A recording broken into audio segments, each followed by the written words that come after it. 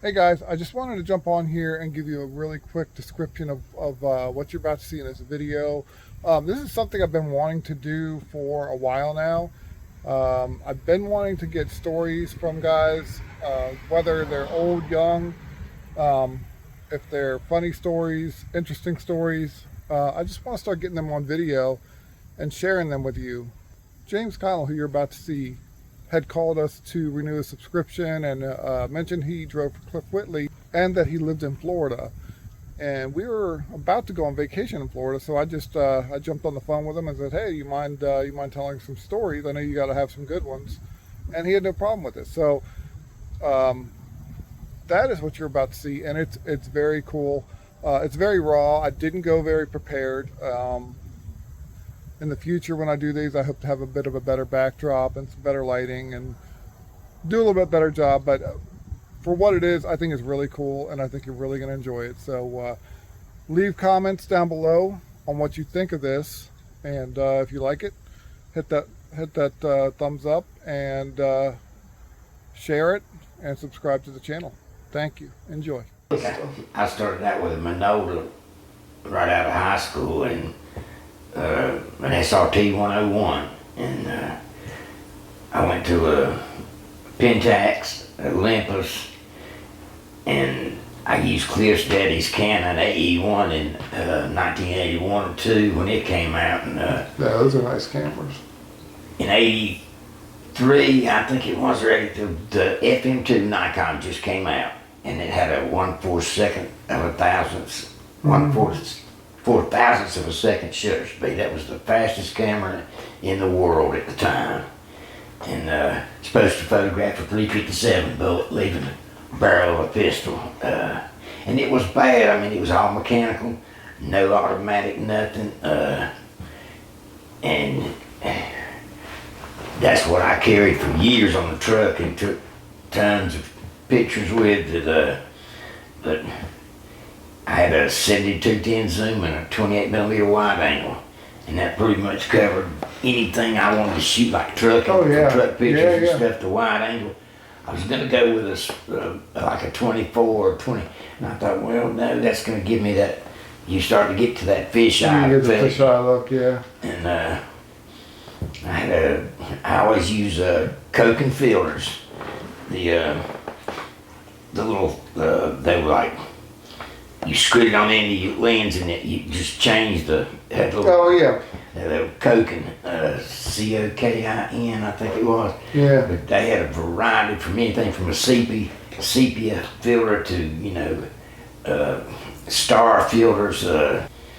That's how I did a lot of night photos with that. You set it on a tripod and lock the shutter open, and that makes sense now. I always wondered where Cliff got them pictures from. me. That's me. So, okay. The 100-mile-an-hour speedometer was me. Okay. Did you see that? Yes. Yeah, I did that with that Nikon. Over that east of El Paso there at Cerro Blanca, before you get to Cerro Blanca, and them long straight stretches of desert. I set everything up, or set my camera, and there it's Petro, and figured my focal length, because that 7210 I think had a 32-inch minimum focal length on it. Was in I didn't want to use the wide angle because I didn't think it would be too much dash. I wanted to just concentrate on the speedometer. Well, it figured out that I couldn't do it sitting in the seat. I had to, and back then that 359, you had the screw out throttle. You remember that? And so I set it up and figured that if I could stand up in the seat and hold my camera, I already have it focused on it, and kind of do this, and watch one eye on the road and one eye on the speedometer, and just start snapping. So the 100-mile-an-hour picture, that was in a 359 then? Yeah. Okay. 84 mile 359 with a 400. That was number 4. That was Cliff's truck I was driving. That was a A model Cat with 15 over and 370s with a 100-mile-an-hour speedometer in it. He caught me over there coming down the Grapevine. I was going to Fireball to load cantaloupes. I was over in the third lane coming down the Grapevine, empty. I was setting sail. California Highway Patrol got me at the bottom of the mountain, got me stopped, and he was pissed. And he said, you don't have any idea how fast you was running? I said, somewhere around 90, 95 miles an hour. I don't know. I don't look down really that much when I'm going that fast. I'm going to fire by low cantaloupes. He said, well, them cantaloupes will be there when you get there. But I always carried a 12 gauge Ithaca right gun, pistol grip, 8-shot pump, and a 44 Magnum 8 3/8 nickel plated Smith & Wesson revolver. And I had a stack of ammunition underneath the passenger seat. And that right gun usually hung on the door. He said, what in the hell do you have so much ammunition for? I said, well, it's kind of like the Boy Scouts, you don't want, I want to go prepared. If I get in a gunfight, I don't want to run out of ammo. And, oh God, he said, look, you're going to get 3 tickets. I forgot he was speeding in the third lane and logbook violation, of course. And he said, I like your right gun now. That's pretty, because it was a matte finish Ithaca. The reason I always liked Ithaca was the bottom eject instead of the side. And at the time, I didn't know that anybody else made a bottom eject. He said, well, I got a Winchester in the car. Come on back here and have a seat. And I said, can I shoot it? He said, hell no. If you lost your mind. I said, well, he said, you can look at it, but you can't be shooting it here on the side of the interstate, son. He was pretty nice. He finally turned me loose. And he said, now go get your cantaloupes, but don't get in. He said, get out of this in hurry mode you're in.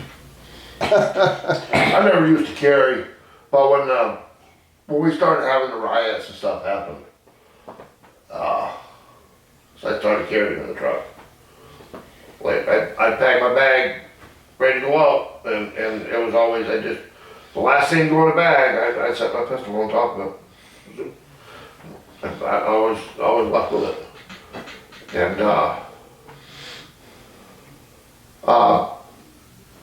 depending on where I was at, but I put it in the passenger seat, right behind the seat.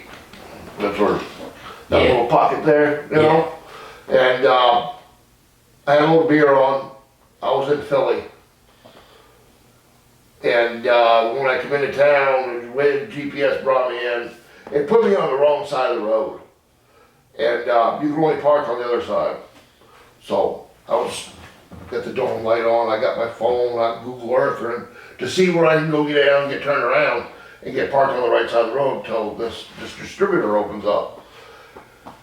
And it was like 2 in the morning, and it was like probably 15, 13 hood rats in not a residential area, an industrial area, walking my way, and there was no reason for them to be there. And they were like walking right towards me. So I just behind the passenger seat, and I racked one in the chamber and just set it in my lap, like boop, pop the door lock. And they got to the front of my truck, and like half of them split off on the driver's side and half split on the passenger side. And like I had my dome light on and I made eye contact with them. I never touched it, never brought it up to the window or nothing. But like, I believe they read me right that night. Because they didn't, neither side. And I made eye contact with them, I'm like, don't touch that door. Not tonight. And when they got to the back of my trailer, they converged, and like, it was just like they were ghosts, and they were disappeared. And I never saw them the rest of the night, but I got down there and I got turned around, I got parked on the other side. And I'm paranoid now. And like, it seems like everybody that, when you lay down in your truck, your head is on the driver's side. Yeah, I always think that way. Everybody does. But like that night, I was so paranoid because I got a window there too. Oh, I'm like, man, I can't do that, you know. And I like rearranged all my bed and I set everything up so I'm like laying with my head on the passenger side and I got like a seatbelt through the door handle. And I put that personal room right there, you know, and I'm like laying there trying to go to sleep. And the air would start drifting out of the cab suspension or the truck and something would creak and like settle down a little bit, you know. Just be asleep. Wake back up. You know, peeking around. You know, who's looking? Somebody in my window? I get my sleep that night. But I always carried that back when they started doing the riots and stuff. I saw that on the news, you know. Guy jumping up and down on somebody's hood. I'm like, not my hood. I can't afford that.